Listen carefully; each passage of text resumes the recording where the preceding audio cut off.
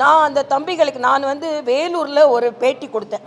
அப்போ சொன்னேன், தம்பி விஜய் நீங்கள் கூரை போட்டு என்னமே நிகழ்ச்சிகளை நடத்துங்க. நான் சொன்னதுனால தான் செஞ்சார்னு இல்லை, ஆனால் அதுக்கு அடுத்த நிகழ்ச்சியிலேருந்து அவங்க தம்பிங்களை வெயிலில் காய வைக்காமல் நல்ல கொட்டகை போட்டு நடத்துனாங்க. சரி, அவங்கெல்லாம் மயக்கம் அடையாமல் உயிரிழப்பு இல்லாமல் இருப்பாங்க அப்படின்ற ஒரு நிம்மதி நமக்கு வந்தது.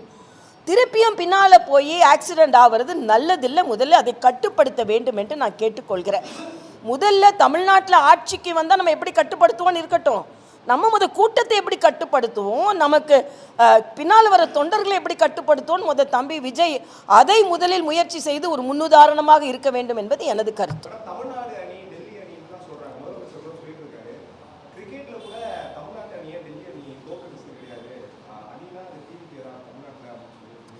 விளையாட்டா சொல்றாருப்பா, விளையாட்டை வச்சு விளையாட்டா சொல்றாரு, அவ்வளவுதான்.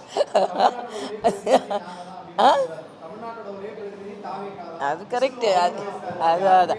அதாவது என்ன சொன்னாருன்னா, எங்கிட்ட இருக்கிறது இமோஷன் அப்படின்னு. அவர் எலெக்ஷன் இல்லை இமோஷன்னு சொன்னார். ஆனால் தமிழ்நாடு நிச்சயமாக ப்ரொமோஷன் அடையணும்னா என்டிஏ வரணும். அப்போ தான். ஏன்னா நாங்கள் பல இடங்களில் ஆட்சி ப்ரமோஷன் செஞ்சு காமிச்சிருக்கோம். சும்மா இது இமோஷன் எலெக்ஷன்லாம் கிடையாது.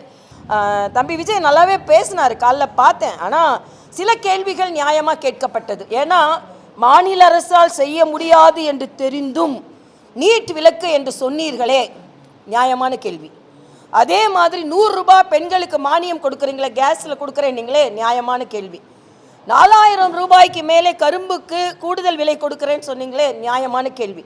ஆக இந்த நியாயமான கேள்வியை மட்டும் தமிழக மக்கள் எடுத்துக்கொண்டு இந்த டெல்லி அணி சென்னை அணின்னு விளையாட்டாக சொல்கிறதெல்லாம் விளையாட்டாக விட்டுருங்க அப்படின்றதான் எனது கருத்து.